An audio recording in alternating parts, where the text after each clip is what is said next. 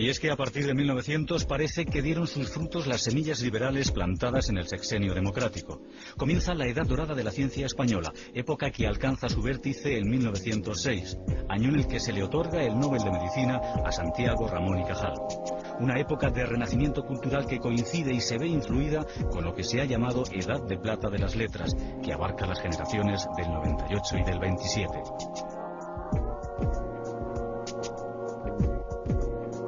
Madrid se consolida como espacio productor de cultura, donde renace el espíritu de iniciativa en un clima muy propicio al debate entre las ciencias y las letras. En este contexto, reavivada la polémica de la ciencia española, nace la Junta de Ampliación de Estudios, que marca un antes y un después para la ciencia en España. La Junta de Ampliación de Estudios fue una institución autónoma, aunque dependía del Ministerio de Instrucción Pública, que se preocupó de mejorar los recursos y la docencia en el país. Sus mayores preocupaciones, la investigación y la renovación pedagógica.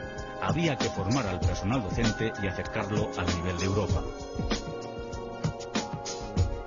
Santiago Ramón y Cajal fue elegido presidente de la Junta desde su fundación en 1907 y ocupó el cargo toda su vida. Con Cajal, las ciencias biomédicas se convirtieron en las protagonistas de un fenómeno llamado cajalización, que creyó que era posible regenerar a España a través del cultivo de la ciencia. No hay duda que Cajal es el científico más universal que ha dado la ciencia española. Sus descubrimientos se han convertido en la base definitiva en la que se orienta la actual anatomía del sistema nervioso, y su influencia ha sido enorme para la neurocirugía y la neuropsiquiatría modernas. Su padre, don Justo Ramón, de origen humilde y que había llegado a profesor de anatomía después de una dura lucha, estaba preocupado por las aptitudes artísticas de su hijo más rebelde. Cuando obtuvo el título de doctor, compró a plazo su primer microscopio a un almacenista madrileño por 700 pesetas. Aquella decisión encaminaría su futuro hacia la histología, que es la parte de la anatomía que estudia los tejidos.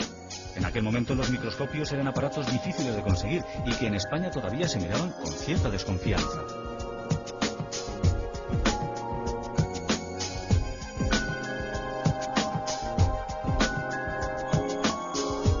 Al principio curioseaba sin método, sumergido horas y horas en su pequeño laboratorio.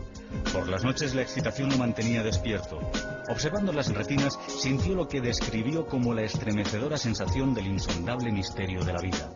Navegando en la organización microscópica del ser humano, Cajal, que hubiera querido ser pintor, descubrió en el microscopio todo un universo de magia en el que entraban en juego tanto la razón como la imaginación. Sin su microscopio no hubiera descubierto la neurona y su destino habría sido otro.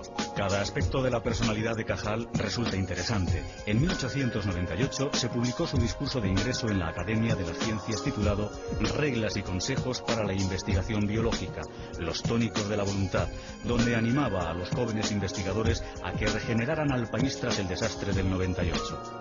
Pero Cajal no fue solo un científico encerrado en su laboratorio. Su compromiso con la ciencia y la sociedad le hizo tomarse muy en serio su papel de pedagogo.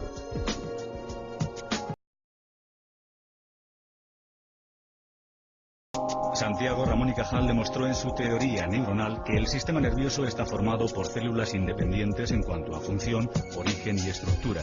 No existe ningún tipo de red continua como creía el propio Golgi. Cajal averiguó que la neurona es el elemento constitutivo del cerebro, la unidad básica, y las fibras son solo prolongaciones de cada neurona.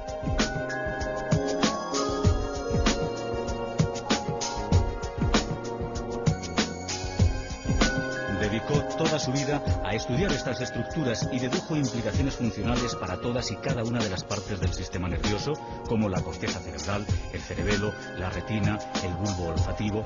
Después de muchos años y de abrumadores reconocimientos internacionales, en 1932 el gobierno funda para Cajal una equipada escuela de histología, el Laboratorio de Investigaciones Biológicas o Instituto Cajal. Llegaban tarde las ayudas. Cajal ya se jubilaba como catedrático, pero aún así la propuesta fue bien recibida por el Nobel, que según afirmó en una ocasión, desdichado es el genio surgido por estos pueblos y extinguido sin descendencia. 2 años después de su muerte estalla la guerra civil, y ese renacer de las ciencias biomédicas quedó cercenado por la represión de las nuevas autoridades. Franco cortó de cuajo la funesta manía de pensar, en palabras de un rector universitario de la España de la posguerra. España quedó aislada y muchos de sus científicos e intelectuales quedaron condenados al exilio.